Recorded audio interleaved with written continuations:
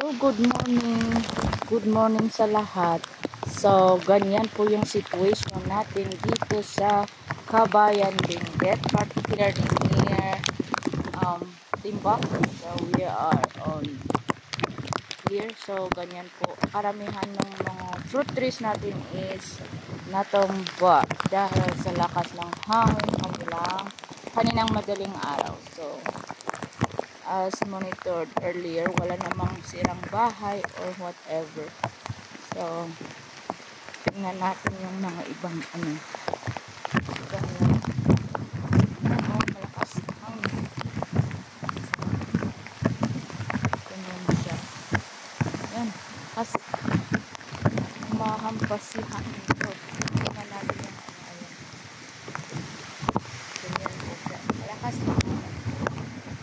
Hopefully wala namang damage na bahay. Yan lang.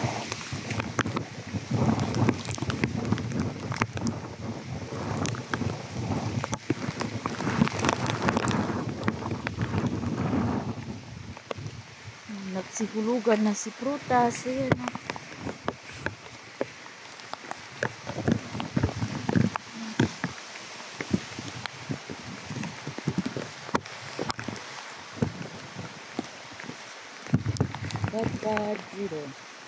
We are under signal number 3 at the province of Benguet, but other municipalities under signal number 4. Pero sa Kabayan, signal number 3 where we are. So, yan. So, mga prutas ang nasira kaagad. Si banana.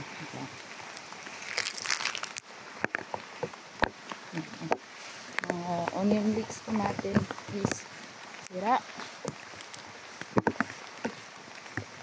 Monitor natin yung mga super.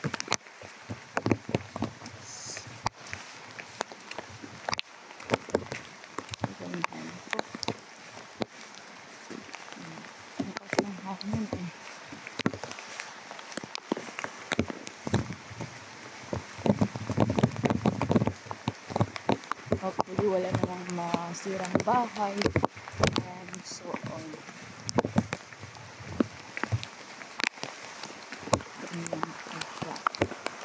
Kahapon.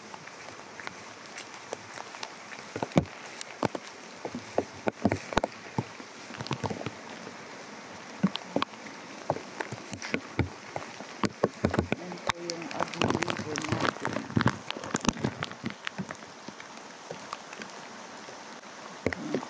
Maraming tubig. Thank you for watching. Update ko tayo later.